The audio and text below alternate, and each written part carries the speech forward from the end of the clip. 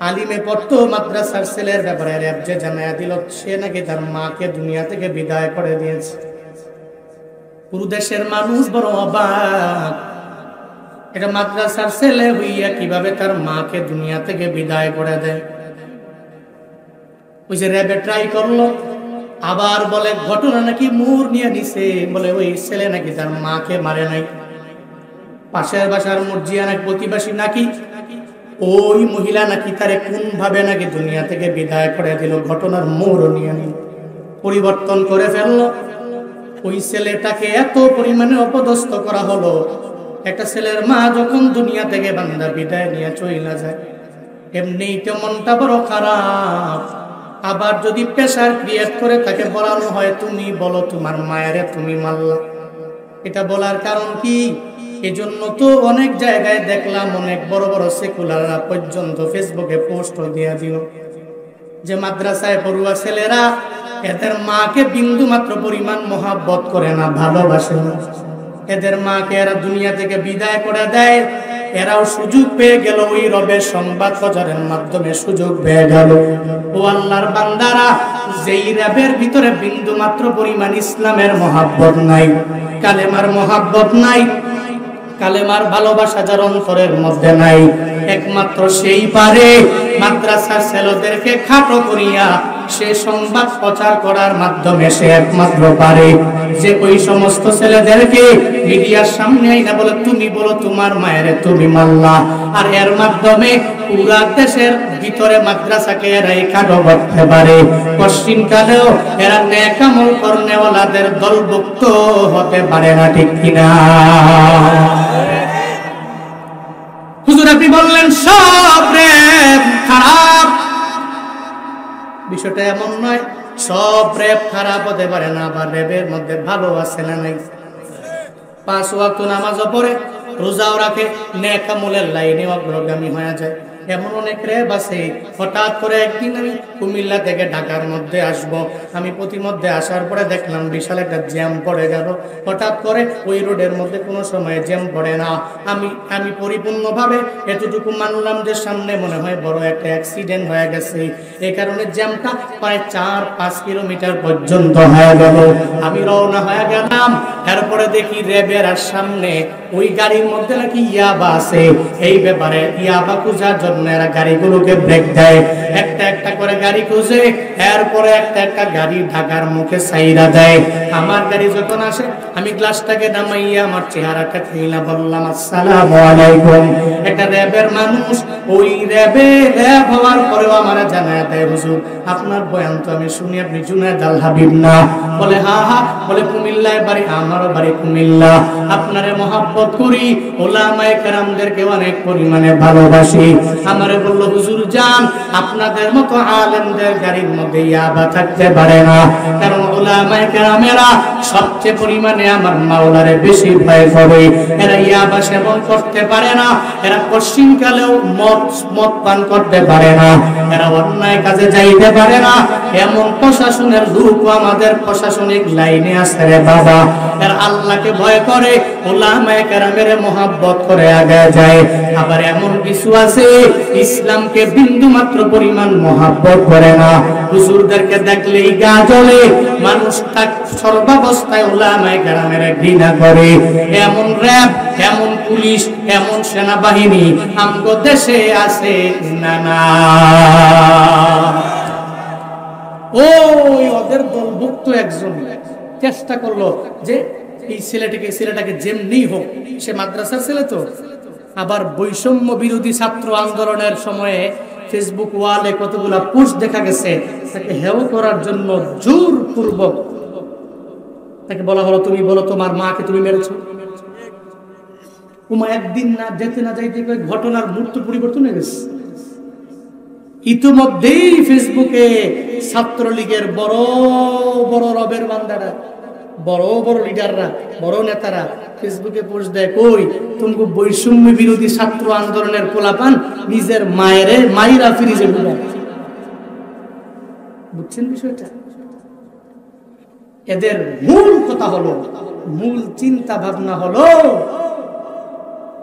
ইসলাম যারা ফলো করে, যারা কালেমা পড়ে ঈমানদার যারা, যে সমস্ত ব্যক্তিদের অন্তরের ভিতরে রবের ভয়, তাকওয়া, মানুষের অন্তর থেকে, এদের ভালোবাসা থেকে এরা দূরে সরাতে চায়, কিন্তু এরা জানে না যে সমস্ত ব্যক্তি আল্লাহকে ভয় করে, আল্লাহ পাক নিজেই বলেছেন ইন্না আকরামাকুম ইনদাল্লাহি আতকাকুম, যে ব্যক্তি আল্লাহকে বেশি ভয় করে দুনিয়াতে এবং আখিরাতে তার চাইতে বেশি সম্মানিত কেউ হতে পারে না। চিল্লায়া কও ঠিক কি না? যারা আল্লাহকে ভয় করে এরা সম্মানিত। ঘোষণা কার? ঘোষণা কার? আল্লাহ। আল্লাহ পাক জানায়া দিলেন যারা আবরারেরা জান্নাতি হয়ে যাবে, যারা ফুজ্জারেরা জাহান্নামী হয়ে যাবে। জান্নাতি আর জাহান্নামীদের মধ্যে আমার মাওলা একটা মুহাওয়ারার ব্যবস্থা করে দিবে, কথোপকথনের ব্যবস্থা হয়ে যাবে। মনের মধ্যে বড় প্রশ্ন জাগতে পারে বান্দার, আল্লাহ পাক জান্নাত আর জাহান্নামের মধ্যে মুহাওয়ারা কেমনে লাগাবে, মুকালামা কেমনে ঘটাবে, আর একজনে জান্নাতে আর একজনে জাহান্নামে কেমনে সম্ভব হয়ে যাবে? যদি আল্লাহ সম্ভব করতে না পারে, তোমার ইমু বানানেওয়ালা কেমনে সম্ভব করলো? তোমার হোয়াটসঅ্যাপ বানানেওয়ালা কেমনে সম্ভব করলো রে বাবা?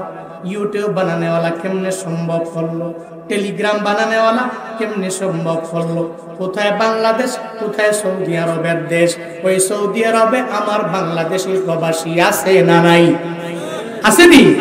সারা দিন রাত লাগাইয়া মায়ের সাথে কথা বলে, বাবার সঙ্গে কথা বলে, বারবার বারবার মায়ের চেহারাটা দেখা, এরপরে কাজের জন্য যায়, সকালেও বিবির সঙ্গে কথা বলে, দুপুরেও বিবির সঙ্গে কথা বলে, রাতের বেলাও বিবির সঙ্গে কথা বলে, এরপরে সারা দিন রাত লাগাইয়া ইমোতে কথা বলে, হোয়াটসঅ্যাপে কথা বলে।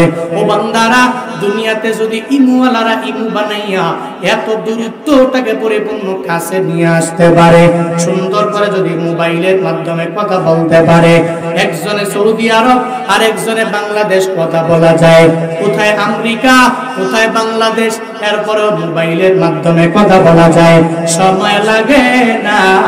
3 সেকেন্ড, 4 সেকেন্ড, 5 সেকেন্ড রিংগিং হওয়ার পরে অটোমেটিক অনলাইনে টেলিফোন ধরে কথা বলে, হাই হ্যালো কেমন আছো বলে ভালো আছি, এরপরে কুশল বিনিময় আরম্ভ করে দেয়। আমার মাওলা কি পারবে না? ওই ইমুওয়ালার ব্রেন আমার মাওলা তো নিজেই বানাইলেন।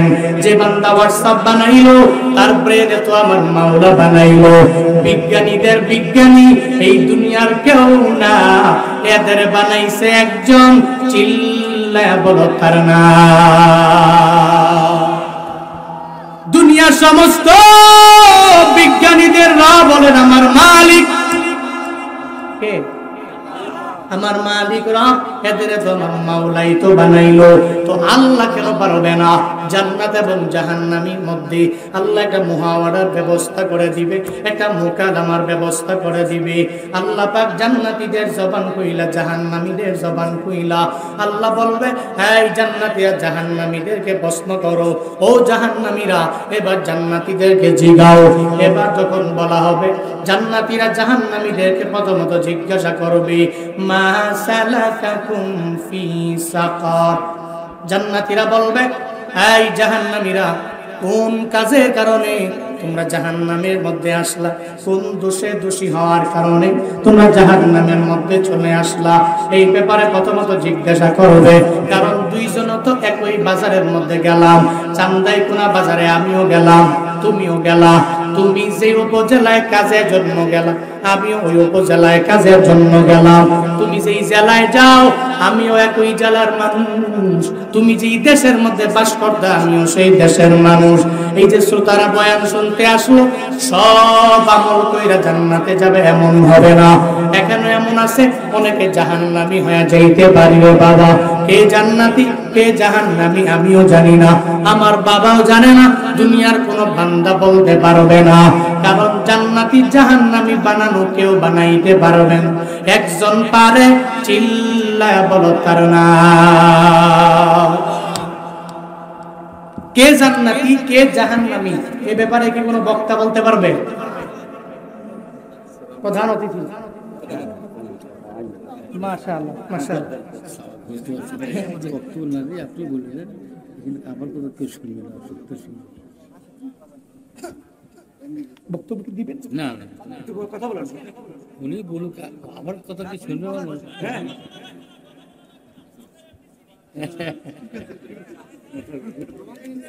আমি তাই বলতেছি যে উনি আসার পরেই আমারে বলতেছে আমি বলবো না, আপনি বলে দেন। আপনাদের আজকের এই মাহফিলের সম্মানিত প্রধান অতিথি রায়গঞ্জ উপজেলা বিএনপির সম্মানিত সাধারণ সম্পাদক জনাব মোহাম্মদ ভিপি আইনুল হক সাহেব, উনি আসছেন। আপনারা তো চিনেনি নাকি? আপনাদের এলাকার কৃতি সন্তান। আল্লাহ নেক হায়াত দান করুন, সকলেই পড়ি আমিন। আরো জোরে পড়ে না আমিন। রাগ করেছেন আপনারা?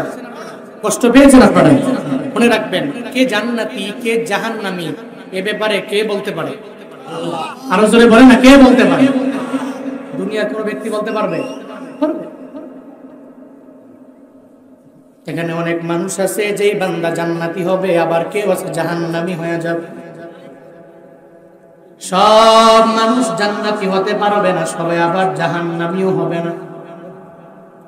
হাশরের ময়দানে জান্নাতে যেই বান্দা চলে যাবে, জাহান্নামী যারা হয়ে যাবে, জান্নাতি মানুষগুলো জাহান্নামীদেরকে জিজ্ঞাসা করবে, ও জাহান্নামীরা, কোন কাজের কারণে জাহান্নামের মধ্যে চলে আসলা জানায়া দাও।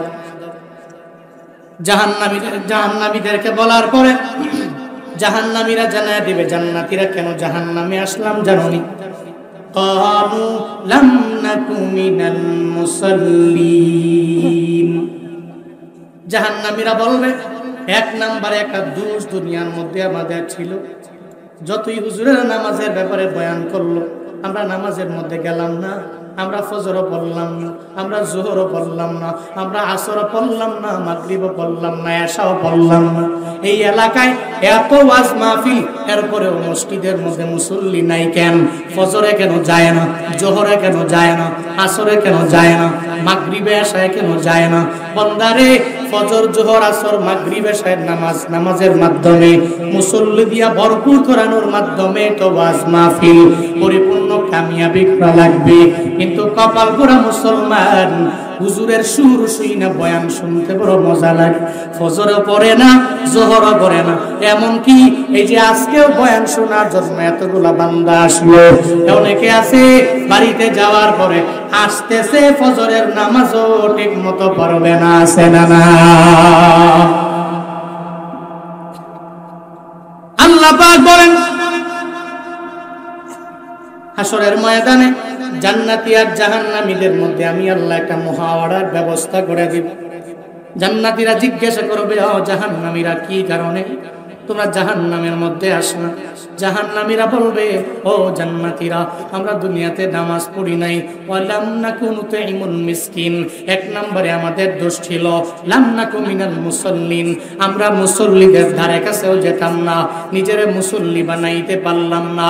হুজুরেরা বারবার বলার পরেও হুজুরদের কথাটাকে পরিপূর্ণ গুরুত্ব দেই নাই। আমি চিন্তা করলাম মুরব্বী হয়ে যাওয়ার পরে আমি নামাজ আদায় করব, কিন্তু কপাল পোড়া মুসলমান, মুরব্বী হতে পারবা কি পারবা না এই ব্যাপারেও তো গ্যারান্টি নাই। হঠাৎ করে মরণ হয়ে যাবে, তখন তুমি জাহান্নামের মধ্যে যাওয়া লাগবে। ওদিন আফসোস করে করে জাহান্নামীরা বলবে, জান্নাতি, তোমরা তো হুজুরের ডাকে শুই না, এরপরে নামাজের মধ্যে গেলা, আমরা নামাজের মধ্যে যেতে পারি নাই। আজকে তোমাদের কপাল বড় ভালো, আমাদের কপাল বড় খারাপ। জান্নাতীদের কপাল, যদি জান্নাতীরা জান্নাতের মধ্যে ঢুকে যায়, এদের কপাল ভালো নাকি খারাপ? কি মনে হয় আপনারে যদি আল্লাহ মায়া কইরা জান্নাতে ঢুকাইয়া দেয়, আপনার কপাল ভালো না খারাপ? ও মিয়া, এই পৃথিবীর সমস্ত ধনী ব্যক্তিগুলো যারা কোটিপতি, মোস্ট রিচেস্ট পিপল যারা সমাজে আছে, এই দেশে আছে, এই পৃথিবীতে আছে, অনেক টাকা, অনেক বাড়ি, অনেক গাড়ি, নিজেও জানে না কত টাকা পয়সার মালিক। হাশরের ময়দানে আল্লাহ যদি ঘাট ধরে ধাক্কা দিয়া গজবের ফেরেশতার মাধ্যমে জাহান্নামে দেয়, এই পৃথিবী টাকা পয়সা, বাড়ি গাড়ি, যশ খ্যাতি, প্রসিদ্ধি কোনো লাভ হবে? আরেকজন ব্যক্তি ঠিক মতো খাইতে পারে না, ঠিক মতো চলতে পারে না, ডেলেবা, দিন মজুর, দিনে আনে দিনে খায়। হাশরের ময়দানে আল্লাহ যদি কয়, এই ডেলেবা, যা জান্নাতে চলে যা। ওই ডেল এবার দুনিয়াতে কষ্ট করলেও ও যদি জান্নাতে যায়, আমার মতো মশহুর ব্যক্তির চাইতে, আমার মতো টাকার লোক চাইতে, আমার মতো যশ খ্যাতিওয়ালা ব্যক্তির চাইতে ওই রিকশাওয়ালা রবের দরবারে হাজার হাজার কোটি কোটি গুণে বড় দামি। ঠিক কিনা? ঠিক কিনা? যে ব্যক্তিগুলোকে আল্লাহ হাসরের ময়দানে বলবে যাও তুই জান্নাতে যা, কারণ যেই বান্দা জান্নাতে যাবে ওই বান্দার মতো দামি কেউ নেই। অনেক বড় হুজুর, ওই হুজুর জান্নাতে যাবে গ্যারান্টি নেই। অনেক বড় লিডার, ও জান্নাতে যাবে বান্দা গ্যারান্টি নেই। আমলের মাধ্যমে আমার রবের পক্ষ থেকে একটা উসিলা নিয়ে জান্নাতে যাওয়া লাগবে। আল্লাহ পাক বলেন এই জান্নাতি আর জাহান্নামীদের মধ্যে যখন মুহাওয়ারা লাগায় দিব, জাহান্নামীরা আফসোস করে করে কান্না করবে আর বলবে, ও জান্নাতীরা, তোমরা জান্নাতি হয়ে গেল, আমরা জাহান্নামী হয়ে গেলাম, জান্নাতের মেহমান আমরা হতে পারলাম না। জান্নাতের মধ্যে আল্লাহ যখন একটা অনুষ্ঠানের ব্যবস্থা করে দিবে, এই যে ওয়াজ মাহফিল, এমন একটা মাহফিল আমার মাওলা জান্নাতের মধ্যে করবে, জাহান্নামীরা যাই না চোখের পানি ফালায়া ফালায়া কান্না কইরা এমন একটা হালত হয়ে যাবে, নিজে তো আগুনে পুড়ে পুড়ে পুড়ে পুড়ে সারকার হয়ে যাবে। এরপরে আমার মাওলার সাথে পরিপূর্ণভাবে সাক্ষাতের জন্য এরা অনেক পরিমাণে পাগল হয়ে যাবে, কিন্তু পারবে না, কারণ জাহান্নামীরা আমার মাওলাকে দেখবে না, আমার আল্লাহকে দেখতে পারবে না। যেই বান্দা জান্নাতি হবে আমার মাওলার মুলাকাত সে পেয়ে যাবে, যেই বান্দা জান্নাতি হয়ে যাবে আমার আল্লাহর মুলাকাত সে পেয়ে যাবে। ফামান কানা ইয়ারজু লিকা রাব্বিহি ফালইআমাল আমালান সালিহা ওয়া লা ইউশরিক বিইবাদাতি রাব্বিহি আহাদা। আল্লাহ পাক বলেন আমার কোন বান্দা যদি আমি রবের মুলাকাত পেতে চায়, আমি রবের সাক্ষাৎ নিয়ে আগায় যেতে চায়, কোন বান্দা যদি আমি রবের দেখা নিজের জীবনটারে ধন্য বানাইতে চায়, তাহলে দুইটা গুণে বান্দা গুণান্বিত হওয়া লাগবে। এক নাম্বার গুণের নাম আমার ওই বান্দা নেক আমল করবে, নেক আমলের পরে জীবনে কোনোদিন আমি রবের সাথে শিরিক করবে না, কাউকে শরীক লাগাবে না। এই দুইটা গুণে যদি গুণান্বিত হয়ে যাও, আল্লাহ হাসরের ময়দানে তোমার আমারে জান্নাত দিবে। আর এই যে বান্দাগুলো জান্নাতি হবে, আল্লাহ এদের সাথে পরিপূর্ণ দিদার লাগাবে, আল্লাহর সাথে এদের মুলাকাত হয়ে যাবে। জান্নাতীরা যখন জাহান্নামের মধ্যে যাবে, জান্নাতীরা জাহান্নামের জান্নাতে যাওয়ার পরে হঠাৎ করে এত অদৃশ্য থেকে সালাম চলে আসবে, আসসালামু আলাইকুম ইয়া আহলাল জান্নাহ। যখন এই ব্যাপারে অদৃশ্য থেকে একটা সালাম আসবে, জান্নাতীরা বলবে ওয়া আলাইকুমুস সালাম, কে আপনি, কে এই অদৃশ্য থেকে সালাম দিয়া দিলেন, আপনারে দেখি না। আল্লাহ পাক বলবে ও আমার জান্নাতি বান্দারা, আমি অন্য কেউ না, আমি হলাম তোমাদের রব, অদৃশ্য থেকে তোমাদেরকে আমি সালাম দিয়া দিলাম।